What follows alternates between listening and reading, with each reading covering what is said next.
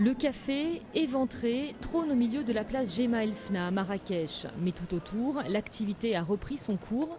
Difficile de croire que jeudi, sur cette même place, 16 personnes, dont 7 Français, ont trouvé la mort dans l'attentat.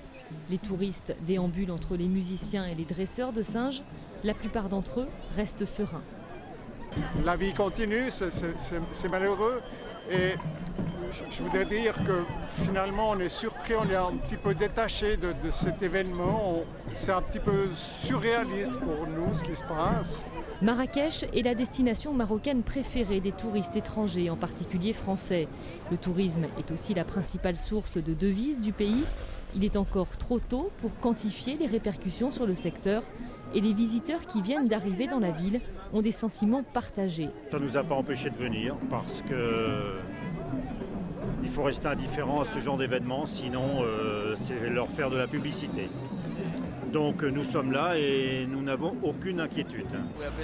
Nous avons un peu peur, nous pensons qu'il ne va rien se passer. Je pense que nous allons éviter les endroits où il y a beaucoup de monde et que nous ne ferons pas le circuit touristique traditionnel. Marrakech a vécu une véritable frénésie ces 10 dernières années, le nombre d'hôtels et de riads ayant littéralement explosé.